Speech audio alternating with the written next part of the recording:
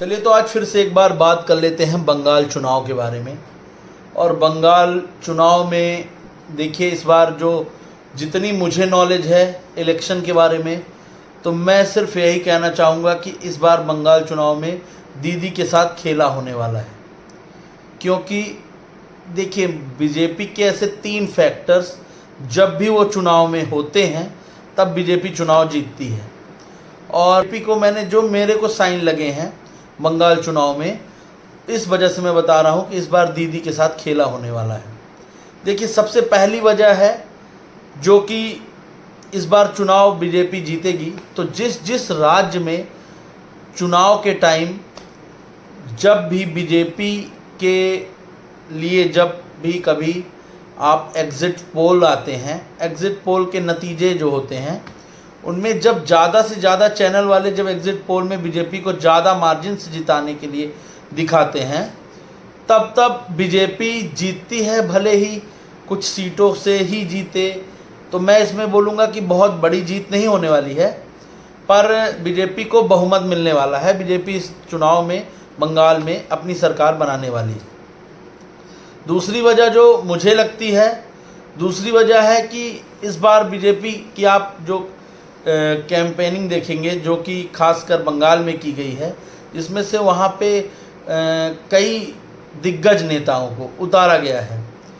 और कहीं ना कहीं न्यूज़ चैनल वालों ने एक ऐसा क्या कहेंगे प्रोपोगेंडा फैलाने की कोशिश की है जिसमें ज़्यादातर मुझे ऐसा लगता है कि बीजेपी और न्यूज़ चैनल वाले सफल रहे हैं। क्योंकि इस बार बंगाल चुनाव में जो भी बंगाली नहीं हैं और जो बंगाल में है वो बीजेपी को ही वोट देने वाला है। क्योंकि कहीं ना कहीं जो उसकी एडवर्टीज़मेंट हो रही है ममता बनर्जी के अगेंस्ट, वो बहुत ज़्यादा स्ट्रांग है।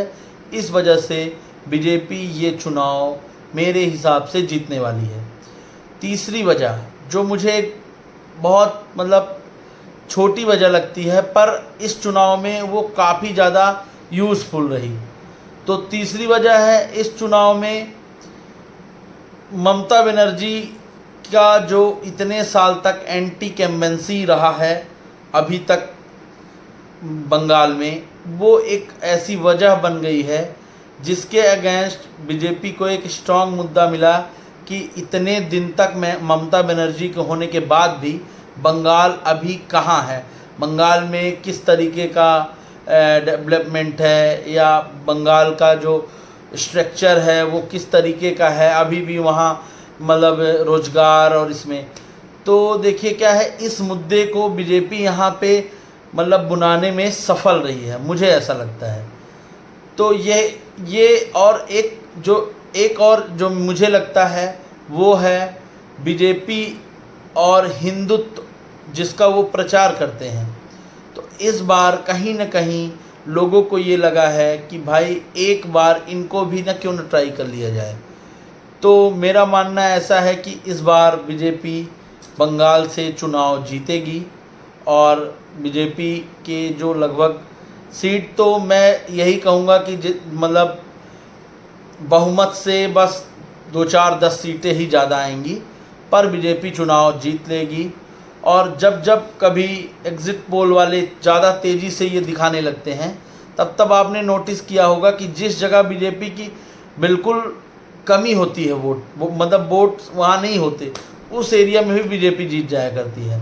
अब इसकी वजह मैं नहीं कहूँगा कि ये कोई इसमें ईवीएम का खेल है या क्या है, वो सब आप अपने से समझे। पर हाँ, मुझे ये लगता है कि इस बार भी बीजेपी ने ये करने में अपने आप को सफल रखा है कि कहीं ना कहीं वो जैसे सारे राज्यों का चुनाव जीत रही थी, तो इस बार बंगाल भी वो चुनाव जीत लेगी।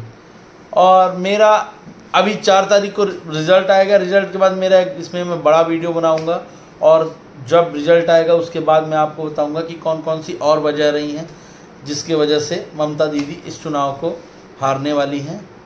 और दीदी आपके साथ खेला हो गया।